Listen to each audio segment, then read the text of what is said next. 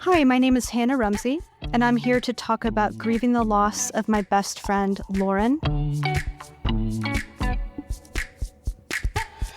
Welcome to The Silent Why, a husband and wife on a podcasting mission to find 101 different types of loss and to hear from those who've experienced them. I'm Claire. And I'm Chris, and this is Loss number 65.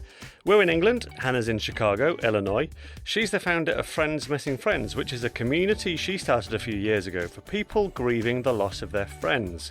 That work has grown out of her own story when in 2015 her best friend Lauren suddenly died. Hannah told us about the bond they had and Lauren's huge zest for life. I feel like a lot of people can relate to this feeling, and it does not happen every day or every year, where you click immediately. It is like she's my sister, and she was so exuberant and so full of life, lived life not at 100%, but at 150%.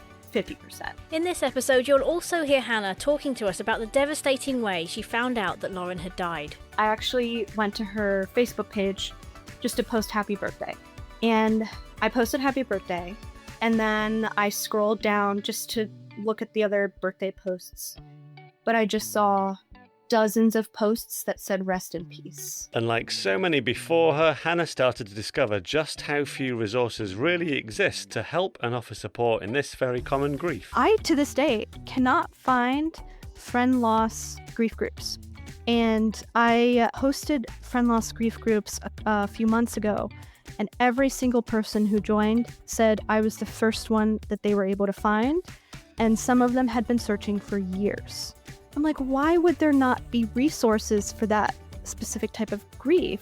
It doesn't compute for me. It doesn't make sense. In our conversation, we talk with Hannah about the unique challenges of grieving a friend, why this loss can feel so invisible or minimised, and the surprising ways that healing can show up with time. There's so many times where I've looked back and thought, like, 10 years ago, I would not have believed that I'm living the life I am now and feeling the way I am now. I wouldn't have believed it. And I feel like that is a big part of hope, is that, like, you don't have to believe it for it to happen. This is a very open conversation about a grief that isn't talked about enough and the difficulties and complications that can arise when you're grieving the loss of someone from another family. And if you heard my last episode on how I make a podcast, you might remember the editing that I mentioned. Well, in this episode, I've left in some bonus unedited audio for you to show you just how in sync Chris and I are with our questioning. So let's get going with Loss 65 of 101. And we begin our chat with Hannah introducing herself. My name's Hannah Rumsey. I live in Chicago, and on an average week, I've been working on a book, so I've been doing a lot of writing. I'm working on a memoir about my grief, and I also work remotely, so I do some book editing work, and I have a podcast, so I do podcasting, and I also have been going to the gym more often, so I'm trying to be healthy and stay active. Thank you for coming to talk about your friend Lauren. Tell us a bit about her. So tell us who she was and what your friendship was like and when you first met and things like that. Yeah, so I met Lauren on the very first day of summer camp when I was 17. And I could not have met her more immediately because I was literally in the registration line and we met in line. So absolutely immediately. And I just love saying how I met her because it's just kind of a unique story where, like, my mom was in line with me and she knows I'm shy, and I was especially shy when I was 17. And going through loneliness, I was struggling socially in high school. And I feel like she had the goal. She was like, okay, before I leave Hannah for the 6 weeks, I need to find her a friend. And so she literally just tapped on the shoulder of the girl standing right in front of us, who ended up being Lauren. And I was like, oh my God, Mom, stop. I was so embarrassed. But Lauren turned around and she was with her mom, and our moms were like doing all the talking. They were like, this is my daughter Hannah, this is my daughter Lauren. Oh, no. And then me and Lauren were being really quiet and shy. So we joked for years that we were force introduced to each other by my mom, which is true. And just like over the years would just say over and over, like, I'm so glad that your mom force introduced us, because I feel like a lot of people can relate to this feeling, and it does not happen every day or every year, where you click immediately. almost like whether or not you believe in past lives, like it's as if you knew each other in a past life. Very much felt like a sisterly. I hate that we have to compare friendships to a familial relationship for to explain how close we were, Mm. but it is like she's my sister. And she was actually 2 years younger than me, which when you're a teenager is kind of significant. So she was 15 and I was 17. But and I was reflecting on this today actually. I kind of looked up to her as if she were an older sister. And part of that's my personality. Like I'm in real life, I am a younger sister. I have an older sister. So I like finding a role model and following someone. And she was so exuberant and so full of life and lived life not at 100%, but at 150%. Just lived life to the max. And that was something I immediately admired in her. And I still get frustrated at myself if I feel like I'm not doing that because that's something I want to harness that. But like she was so funny and like an example would be like she would burst out dancing or singing and wouldn't care if people would judge her or stare and was just like definitely one of the funniest people I've met to this day. Amazing. That's so sweet. I love all those kind of the ways people connect and the way that opposites attract. You have that kind of awe almost of the people who are really out there. I am not one of those people, but I love seeing people that are, so I can understand the attraction. Particularly if you're shy as well. There must be an element if you're shy that's just like you're slightly terrified but excited by that fear. That's like, oh my word, you live at Yes. 150%. How do you do it? Yes. So how long were you friends for? How old are you now and how old was Lauren when she died? So now I'm 33. She died 10 years ago, almost exactly, because her anniversary was July 19th, the anniversary of her death. And she died when she was 21, actually on her 21st birthday. So, just to kind of preface, after camp, we stayed really close friends, but it was long distance because she lived in Pennsylvania and I lived in Virginia. But we would have what we called Skype marathon sessions. Remember Skype? Yes. Like back in the day? And just Skype for like 4 or 5 hours at a time. And so we were still really close, albeit in a different way. And the summer of 2015, she was studying abroad in Spain. And I knew she was studying abroad, and the last interaction I had with her actually was on her Facebook wall, which again is very dated, like back when people would message back and forth on your wall. And I actually said, like, I'm thinking about Interlaken and how I'm so glad my mom force introduced us. I can't wait till you get back to the States and for us to catch up. And she said, yes, oh my God. She was also always like very exuberant and text like, 25 exclamation points, like all caps, which is exactly how she is in person. She was like, yes, I'll be back in the States mid-August. We'll Skype as soon as I get back. And then, so July 19th, she was still in Spain. And the next day, I actually went to her Facebook page just to post happy birthday. And I posted happy birthday.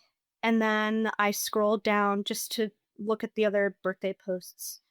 But I just saw dozens of posts that said rest in peace. What a way to find out. And that was the first you knew of that anything had happened. That was the first I knew. And I think anyone who's experienced any kind of trauma or like getting traumatic news, it takes a bit for it to actually sink in. So I was reading it and it was like, it didn't compute. I was like, that can't be true.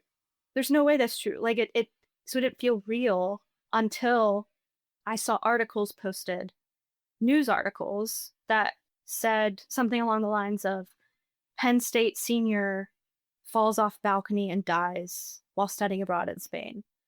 And I read like 7 or 8 of those. Again, not computing. Like I was just numb. And it's like, I describe it as it was like a volume dial going from silent to screaming. Because it was silent, I was numb. And then it was like a complete overwhelm. And I remember I fell to the ground and just started screaming. Yeah, and I guess that's the first thing that you think about the difference with the death of a friend is that you're not necessarily in that loop of people who get told straight away. So that you can find out the information in more traumatic ways. That's a good point. Yeah. I honestly don't know how I would have found out. I might not have found out for days or weeks. Like, I might have just been like, she's not responding to me. Like, what's going on? Yeah. And finding out through a way that's really impersonal like that is incredibly traumatic. Were you quite quick to believe that that had happened, or did you go off sort of trying to validate or verify the news? What has happened? Yeah, it's tricky because I feel like there's so many layers of belief. And after reading like, several articles, the first layer believed it, where I was like, this is real. But then I definitely messaged her mother and confirmed with her. But then there are the other layers, and I feel like this happens a lot with sudden or traumatic death, where in many ways you still don't fully believe it. And like every night I would have a dream that I found her alive. And it was like my brain was trying to make it so that she was actually alive. Like, oh, it's a misunderstanding. Like, she'll show up or something. And it took probably over a year for those dreams to stop. Yeah, and you're not witnessing or seeing any of the sort of other people that are grieving, I guess. If you're in the core of a family bereavement, you're seeing other people around you processing it, you're seeing other people upset. So there's that kind of level of starting to understand and process it. But when you're that bit removed, especially geographically, if it's in a different country, you don't really see any of that necessarily. So that must make it even harder because you're just trying to do it on your own. Yes. And that has been such a huge part of the grieving process, a lack of mirroring. And I feel like that is an essential part to heal. Like, I feel like it really helps us to heal, to like see our grief mirrored back and, with other people who also love them, for instance. But like, yeah, you're totally right. Like, it's like this bomb has gone off in your life and then everyone else is acting like nothing's happened. It makes it harder for you to process it. And it's very isolating. It's very isolating. Yeah, that was one of the things I was going to ask, actually. Is it a lonely experience?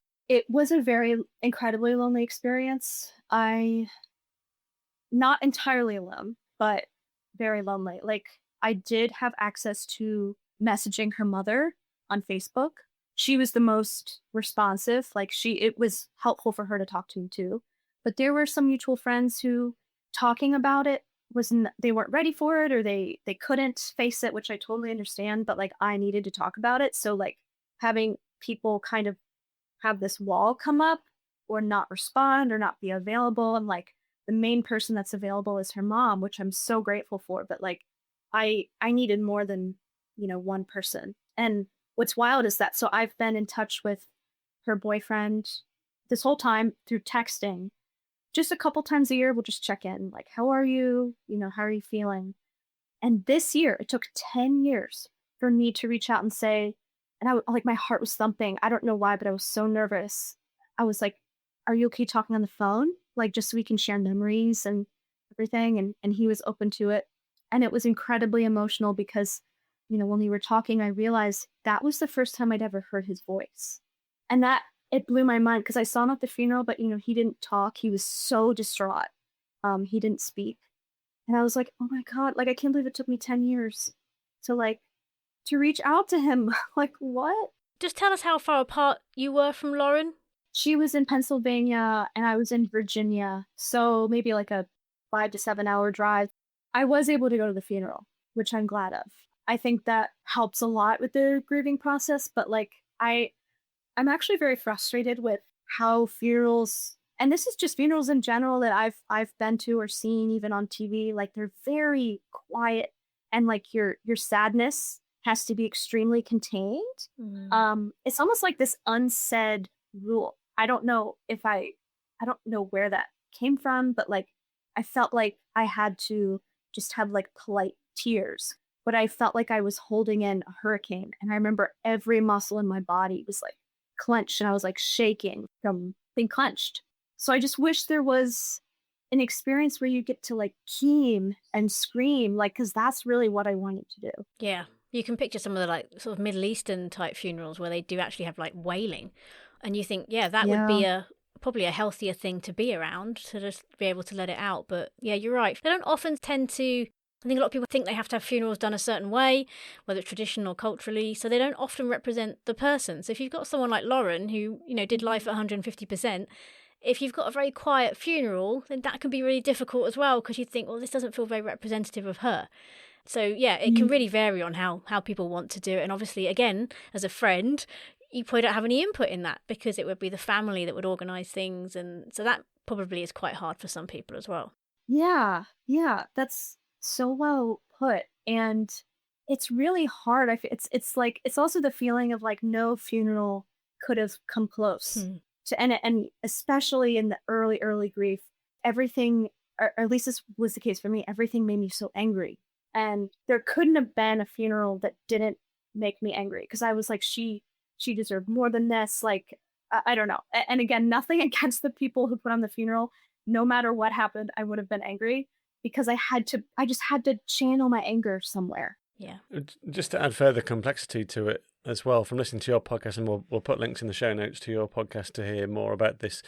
It wasn't straightforward in terms of the way she died, was it? And that probably led into proceedings with police, and the body being repatriated to the States would have taken longer because of autopsies and investigations, and having that almost looking for a perpetrator, which I know from what you've spoken about in your podcast in recent months, there's been a conclusion, but so many years on, so it's been a very complicated death as well.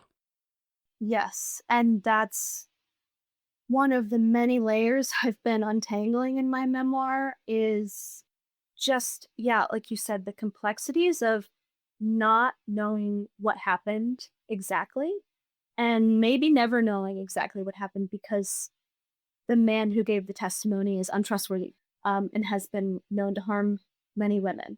So that has been incredibly difficult and incredibly scary, honestly. And one of the ways I've slowly healed that is the fact that it's now becoming more out in the open and more public. And for years, it was very secretive and quiet. And Lauren's mother, who passed away a few years after one, she was desperate to get it investigated and was trying so many things. And she wanted this to be talked about. So I feel comfortable, mentioning her. Obviously, I won't give any details that she wouldn't want me to share, but she really wanted to take this man to court and have it investigated. But she was also really nervous about being found out, or like, I don't know, maybe the man finding out she was looking into it. And I couldn't tell how much of that was her grief, like causing this anxiety, or how much of it was warranted. And so I got really freaked out and scared. And because it was sort of secretive at the time, I felt like I didn't really have anyone to talk to about it. And again, like I feel like any kind of traumatic death that you feel like you have to keep secret, or that has a lot of questions and is unknown and is sinister in that like someone was very likely responsible, that adds so much complexity to the grief because I truly don't think we're meant to hold these things secret. I think that hurts our body and our soul. And it hurt me like it was like poison for years. You've got all this going on. Like you said, you've got a lot you got to keep inside, and it's quite painful.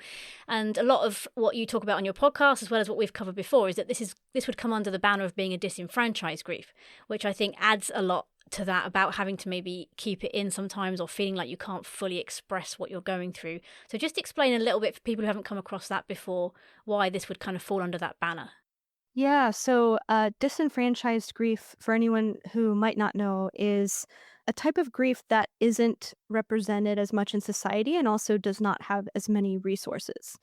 So it wasn't until probably about a year ago. So again, it took years. It was like 9 years of grieving when I learned this term and realized, oh my gosh, friend loss grief is disenfranchised. And it explained so much. Like sometimes a label is so comforting. Like you're like, oh my God, I'm not crazy. Like it's a real thing. Some examples, like I to this day cannot find friend loss grief groups. And I hosted friend loss grief groups a few months ago. And every single person who joined said I was the first one that they were able to find. And some of them had been searching for years. And that is wild to me. I'm like the number of people who lose friends is staggering because there are so many times where I'll bring up, what I do, and then they'll say, oh my gosh, I also lost a friend. Like that happens all the time. So just like the fact that it's so common, I'm like, why would there not be resources for that specific type of grief? It doesn't compute for me. It doesn't make sense. Um, but like the conclusion I've come to, one, grief in general is not treated very well in society, so that's a big part of it. Two, friendships are not treated the same as familial or romantic love. And once that clicked for me, I started seeing it everywhere, and it blew my mind because it's like this hierarchy that the world set up where it's like, family and romance are at the top, and then like below it is friends. And I also want to be clear, this is not in any way to discount family or Yeah. romance. I just don't want that to come across that way. But for so many people, friendships are equally important to them. And that's just not represented very much. Yeah, it's shocking, isn't it? Because you think everyone who dies has got friends.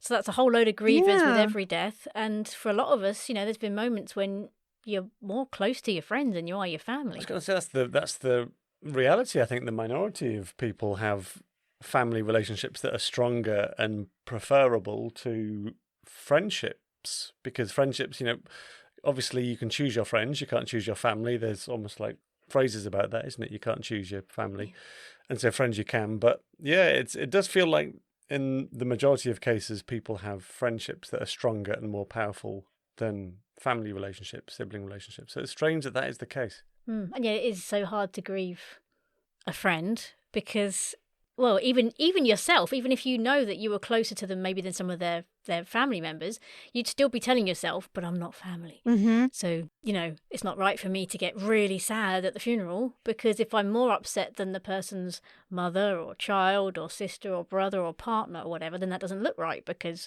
I'm just a friend, in inverted commas. So, yeah, it's a really difficult one. How have you gone about setting up your friend loss groups? What does it look like to meet others in similar positions to yourself? Is it an online thing or an in-person thing? So the one I hosted, or I hosted 2 groups, they were online, and that was great in that I connected to actually a few people in England, and Canada, just, like, all around. I also want to expand to in person and get a community going in Chicago, but I love that modern day is so cool. You can talk to anyone in the world. That's the one thing COVID did help us all with. We kind of got rid of those boundaries a bit more and we were able to do Yeah. things a lot further because we were all so much more comfortable with video chat. Like you said, it kind of blows my mind in some ways that there wouldn't be support groups for that sort of loss when we have so many for other things. And I could really see there being a huge need for that. So I think, yeah, that's a great idea. Do people come with the same sort of things they're struggling with in this type of grief, or have you come across a whole range of different things that people find difficult? So it's interesting because it's both in that like everyone's experience is so incredibly unique and individual. And I have found patterns, and I've actually had people say things and I'm like, I literally said that to myself, and it's like you read my diary. Yeah. Like how did you know how I felt? That's crazy. And I want to think of an example. So one example is a woman is grieving her college friend, and she said she never felt like she fully owned the grief of her friend as much as she owns the grief of her dad. And that's a sign of disenfranchisement is if you feel like you don't have full ownership of it. And for her, there was also a fear of stepping on the toes of the family. That's also something I've heard many times. And that's tricky because, yes, obviously consider the family, consider people's feelings and everything. So it's a balance where you don't want to be so worried about it that you feel like you can't grieve at all or that you're closed off completely. So there's a lot of nuance and complexity, but it is amazing how those fears and those doubts, like, also, like, you start to question your friendship and think, "Gosh, were we actually as close as I thought? Or am I romanticizing it or glorifying it because, they're dead and, like, I think about them every day now, and then I've blown it up into being something more." And if you had kind of a term that is accepted by everyone in the world, like sister, father, brother, partner. I feel like in that way it's different where you're like, yes, I own this label. But here, the label of friend is very nebulous. and you're like, and it can be anywhere from like a coworker you say hi to like someone who's like a sister or a brother, like, and so then you're like, gosh, where on the spectrum am I? Like maybe I'm exaggerating it, and then you just start to doubt. And that's something I've also seen as being pretty common. And those feelings of, or questioning yourself, were they amplified in any way by other people, genuinely other people saying things that weren't helpful, making you feel like, why are you grieving the loss of this friend so much? Were there occasions where other people did do a bit of damage in that way? Yes, I think so, and it's interesting because, like, so many people are wonderful, but you remember the ones that were Yeah. terrible. Like, I'm sure more people said great things, but the few that I really stick out to me were said incredibly hurtful things that I think did kind of help churn the soil of this doubt, where, like, I actually and it every time I say this, I'm like, "I can't believe she said this to me." But, I had a friend at the time who came into my bedroom. She was coming to hang out or something. I'm pretty sure Lauren had died, like, 2 or 3 weeks earlier. Like, it was so recent. And I had photos of Lauren on my wall and kind of, like, making a shrine. And I hadn't purposely made a shrine, and in that I wasn't like, "I will make a shrine. Here's my shrine." I was just putting up photos and then it looked like a shrine. Not that it matters, but my friend looked at it judgmentally and looked at me and said, "Why do you have a shrine?" And I remember the first thing that came up for me was, I didn't mean to make a shrine. It's an accidental shrine," as if, like, a shrine is bad? Like, what? Like, it just and it just immediately made me feel so much shame, and so I feel like anything that someone says when you're grieving that makes you feel shame is one of the most harmful things you can say. I was just thinking this is a really good episode to talk about this on because there's a lot of things that people could just put down about your friendship with Lauren. The fact that you were apart by several hours, people say, well, maybe you didn't see her that often, or that you were young. People would very easily think, well, you're young and it wasn't like a friendship of 40 years. So, there's so many things people could really diminish in this, which makes you feel Mhm. worse and really does judge your grief. So it's a really important one to look at to show that all of those things, they don't really matter. Grief is grief. You could have known someone 3 weeks and still grieve heavily for Mhm. them. So it's a really good one to talk about so people can hear, what you've had to go through, what you felt, and then what you're doing afterwards. And it's really amazing because lots of people obviously will lose friends eventually. But you've done this quite young in your life, and then you've committed to help other people, help them get through losing their friends. So what is it in you, do you think, that made you think, I'm not just going to sit and grieve this, I actually want to go out and help other people get through it? Yeah, I think that it started kind of organically because the first thing I wrote was, a one-woman play. Uh, I took a storytelling class where we write stories about our life, and then we turn it into a one-hour show, and it was all about Lauren and my grief, and really it was I did it out of just pure necessity, like, it was like the all the grief, all the emotions were, like, bubbling, and I just had to get it out. I got an email from someone who's now a friend, but at the time was a stranger, and she was just like, "Thank you so much. Like, you put into words what I felt for years. I also lost a friend. Like, you helped me understand my grief better." And it, like, confirmed to me the power of sharing our stories. Like, yes, everyone's unique, and there's so much universality, and friend loss grief is not talked about enough. And so, like, if sharing my story and sharing my feelings resonates with people and helps them to feel less alone, like, I'm gonna do that as much as I possibly can. To dig into that a bit further, because you've written online about the power in not just sharing that story with other people, but with your own family, with your own friends, that the feeling of the burden having lifted when you shared it all sort of with all of your loved ones, like in the same room. Why was that so significant?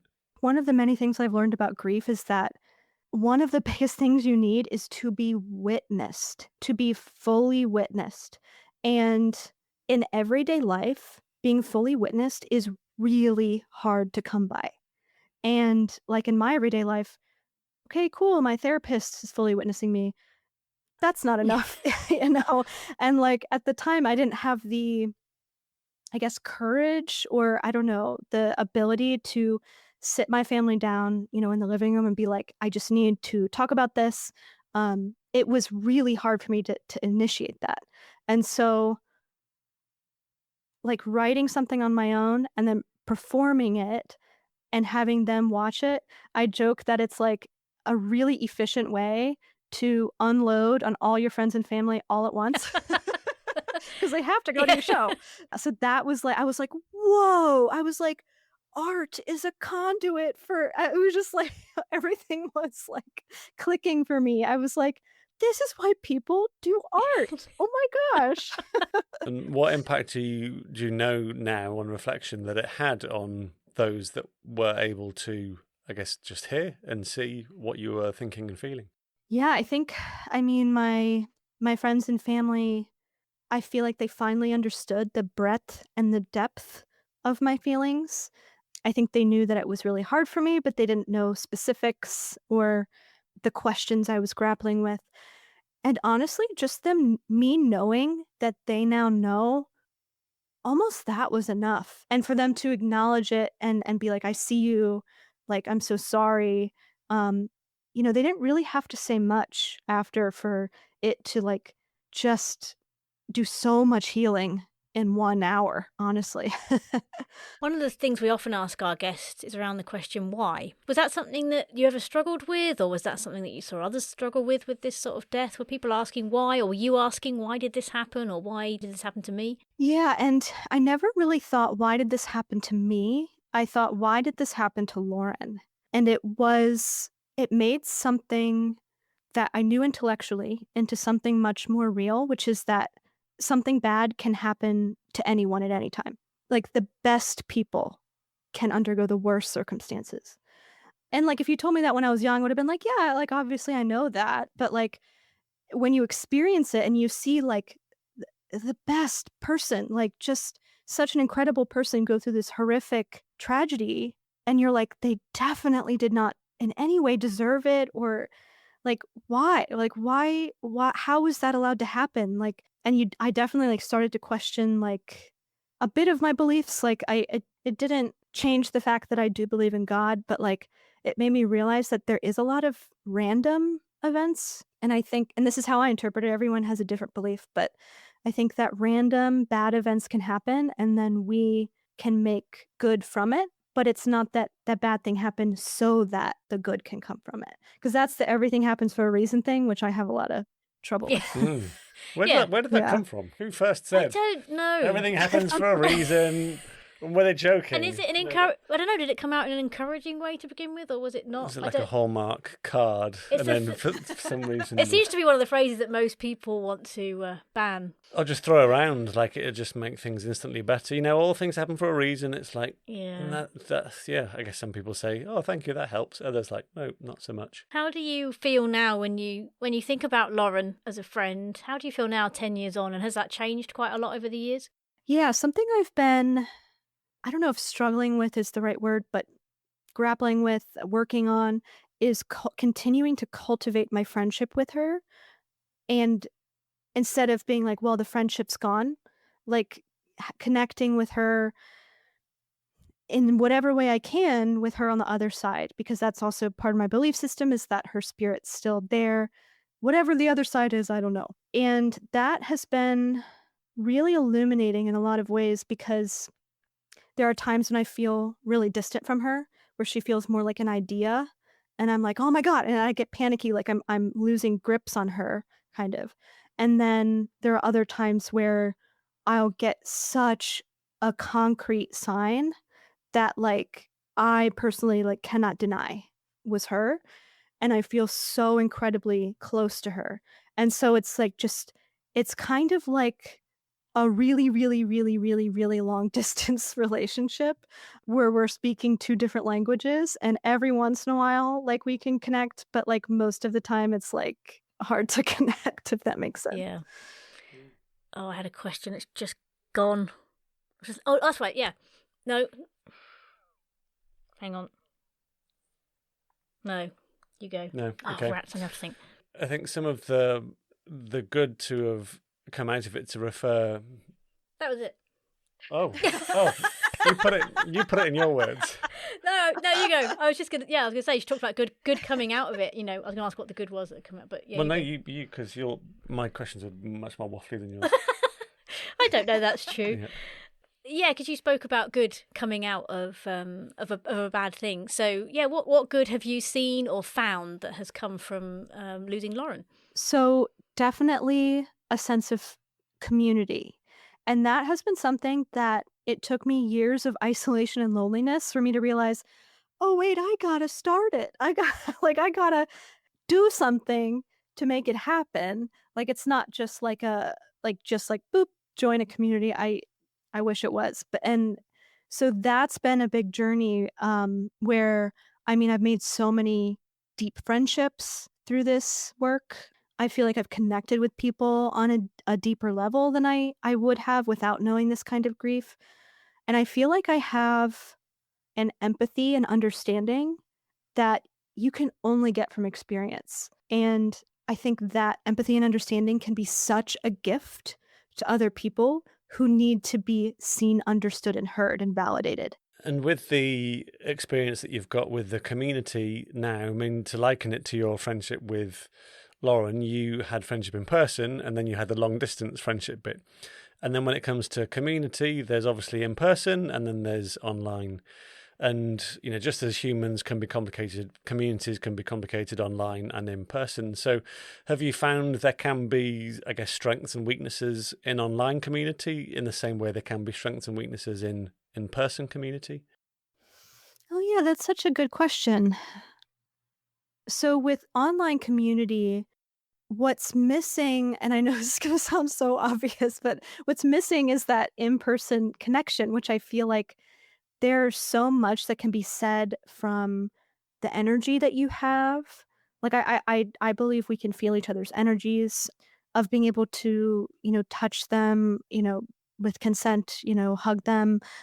There was a friend who was going through a really hard time and I ended up rubbing her back, as she was sobbing, and later she was like, "Thank you so much for rubbing my back." Like, that meant the world, and, like, those little things, like, obviously, I know I'm saying obvious, but, like, we can't do them online, and, like, there's so much I think that is lost in that communication. Like, I have made online friendships that I really, really treasure and, will text, but, yeah, I do think there's a lot missing there that would be really nice to get, but, we haven't invented the technology for that yet. Teleporting, coming, Yeah. coming, coming Or just soon. a hand through the screen Yeah. that you could just Oh, no, awful website, awful.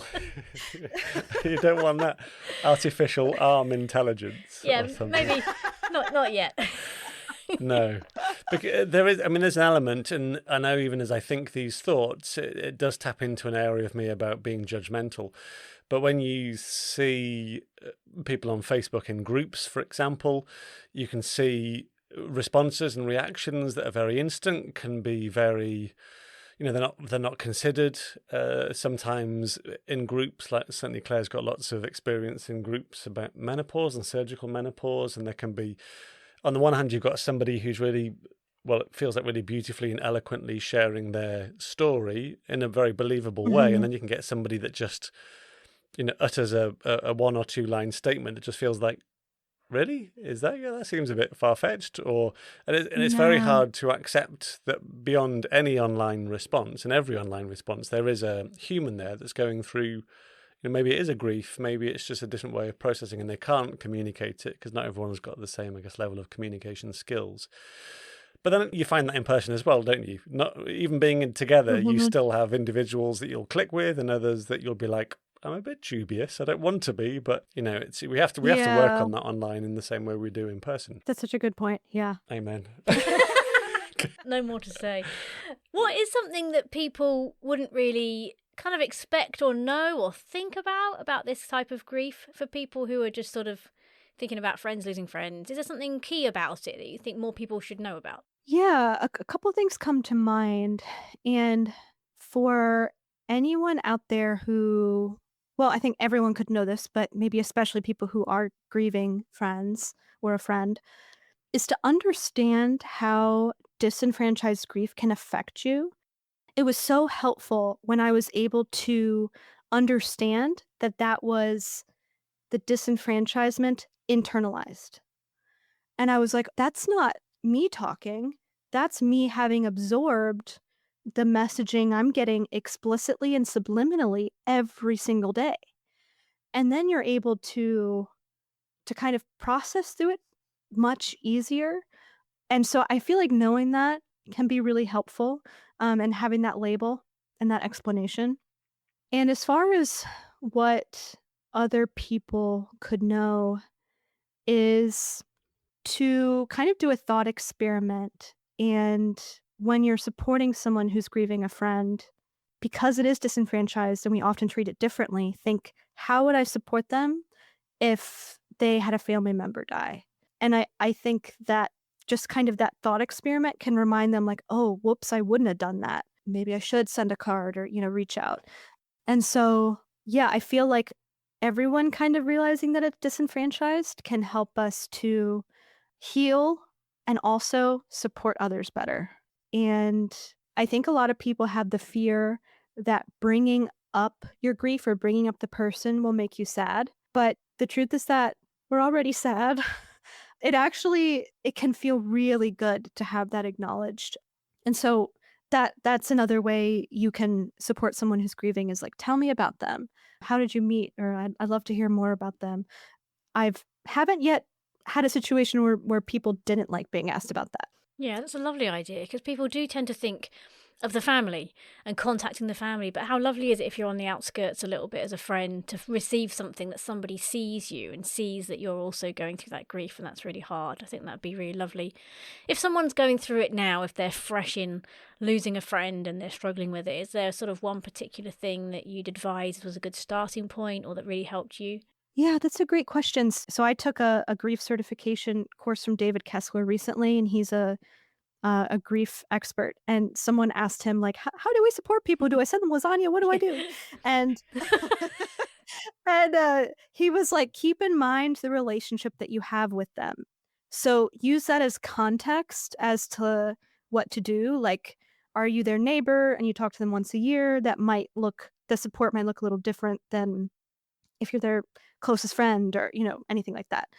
Like if you are a really, really, really close friend or it or family member or close in any way, it might make sense to show up unannounced. Again, depending on your relationship, you kind of have to use context clues. But if you're a neighbor, maybe don't show up unannounced if they're not responding to you. So that helped me a lot where it's like, okay, there's not like set rules where it's like do 1, 2, 3, 4, 5, but it's like think about your relationship. And also something I've heard many times is like saying, let me know if I can do anything is very overwhelming for the person grieving because then we got to think of something and we can't think straight. Lasagna. Lasagna. Poor lasagna. It's the official grief food, isn't it? It's really made its way in there. No, why? I've noticed that too. I know, it's not even from our country. It's like an Italian thing. Why has it come over here?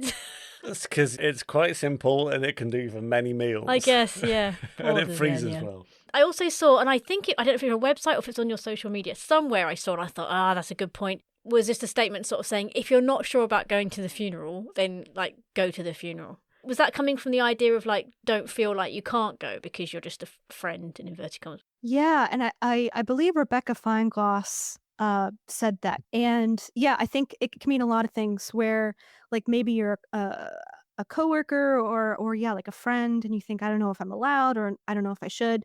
But I know that showing up to the funeral can mean so much to the other people there that like, yeah, if you're having doubts, it's good to go, I think. Yeah, I do verging at the local church, so I go and open up and sort everything out with the funerals and then lock up again. And so I attend a lot of funerals there. And I was at one a little while back and there was only about 10 people that turned up from the family. And there was a friend there that had just turned up and she sat at the back. And when she came in, I was chatting to her because she arrived early and she said, I just happened to bump into the son of the lady that had died. And he said there wasn't many people coming. So I wasn't sure whether I should come. So I came.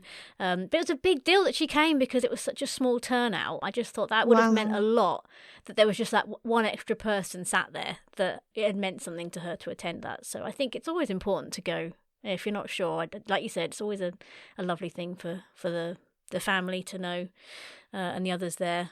If there's sort of somebody feeling quite alone in this, because like you said, there aren't many support groups, Where's a good place to go? Where's a good place to start to help them with their grief or just to feel like they're not alone? That's a great question because and so I feel a little shy because I don't know of many others other than my You can plug podcast, your stuff. but I okay, because I feel weird being like, "Come to Yeah. me." But but honestly, though, I haven't found a single other yet friend grief related social media account or website. So that is the reason why I'm saying feel free to come to me. It's not like I don't know, it feels I don't want to feel salesy, but also just, like, email me, like, I've had people email me just, giving me their story and, like, I'll respond and I'll listen, and so, yeah, even if you just, like, want somebody to talk to, feel free to reach out to me. You can go to my website or send me an email or my We'll Instagram. put all that in the show notes so people can get it. Thank you. And what are your hopes for Friends Missing Friends? Do you have dreams of it becoming something more than it currently is, or are you just happy with the community, the online, the in-person, Chicago, and or conquer the world? I do have big dreams in that I want the community to grow and I want enough people to know about it that I can be like a community that they can just kind of fall into, which was something I couldn't find. Like I had to work hard to create that feeling of community. And especially when you're grieving, you don't have the energy or to do that. So I just want to be something they could easily, fall into. And I would love to expand in-person events, and have, like, a healthy community in Chicago so that really my goal is that anyone who's missing or grieving a friend can feel instantly connected and maybe even find, like, another friend. Like, it's like I'm full of ideas, but it's like doing them is Yeah, it's hard. hard. But I'm like, "Ooh, I could match people," and, like so there's, like, so many I have yeah, we'll see what it grows into, but I definitely wanna keep growing it. That's the goal. There's going to be that thing. There's going to be something in you. You tell the truth. There's going to be people that will say to you, I've lost my brother. I'm feeling really sad. Can I join? It's like, no, it's a brother. It's not a friend. Get out. Well, there might be some cases where it's like, no, you don't qualify. This is for friends, missing friends. But then I guess, you can be great friends with a sibling, can't you, as well as somebody else, a family member. It's not friend versus family. Yeah, yeah, and that's something that I think has been tricky for all kinds of grief groups that focus on a niche, is that sometimes you have to turn someone away, honestly, just to say, like, "This probably wouldn't be the best support for you, and here's some other great options." Because, yeah, someone who's grieving a sibling would probably get more from a sibling group, and I would try to find some options for them so I'm not just, like, pushing them out the door because I don't want it to feel like that. Yeah. You need some kind of connection between all the grief groups, really, so you can sort of pass people around as they go through new things. I think, like, even with childless stuff that we've been involved in, Mm, as soon as someone gets pregnant in a childless group, it's like, okay, well, they don't really belong here oh, anymore. But then they might end up in another group. Let's say they went through baby loss. They might end up in a baby loss group. Then they lost a friend. There's so many different griefs we go through. You almost need a yes. directory of all the different ones so that you can go and like slot Yeah. yourself in depending on what you're going through in life. But yeah, it is difficult trying to, categorize stuff. But like you said, it's a lovely way of putting it. It's probably not the best support for you. There's other things that probably support better. So yeah, that makes sense. We talk a lot about hope on the podcast, and I think a lot of these groups bring people a lot of hope because it shows them there's life on the other side of loss. What does hope look like for you? What kind of role has that played in your grief and just in life in general?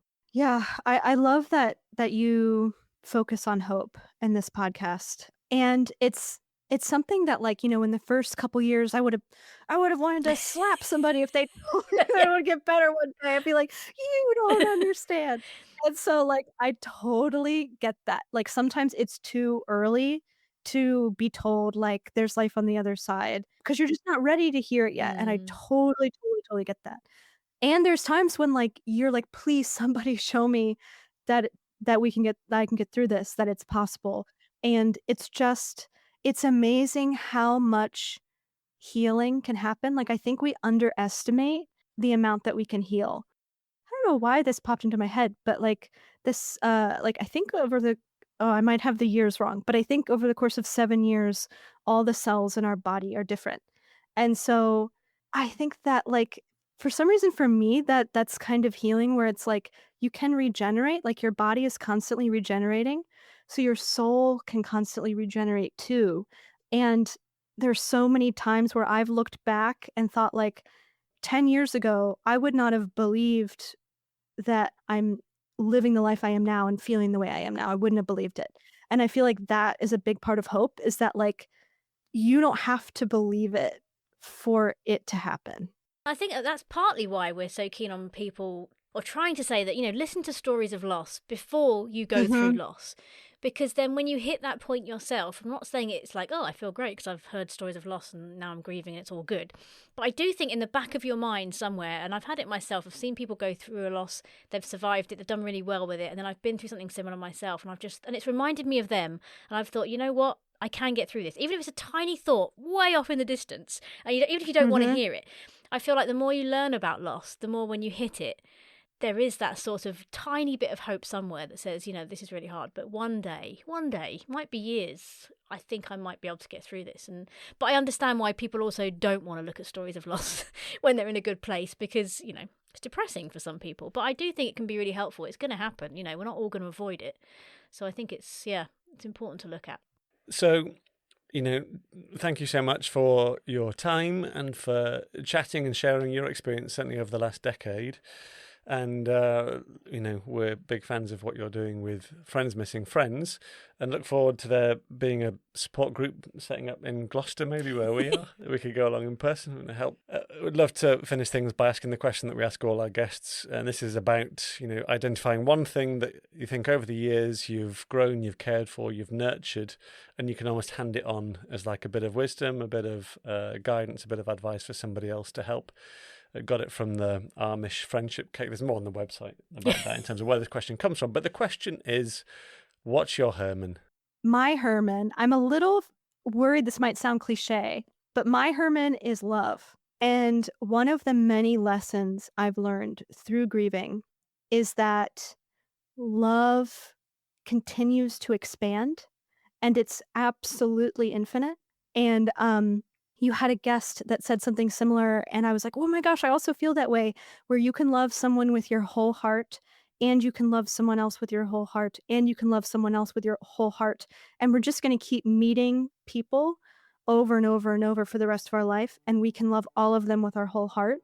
And I think there were some years where I felt like I had to close off to keep my love for Lauren close. And I actually learned that the best way to honor my love for her was to open my heart and continue to make friends and love them with my whole heart and continue to reach out to others, grieving friends, and connect with them with my whole heart. So that's been a huge part of my grieving journey, has been learning that.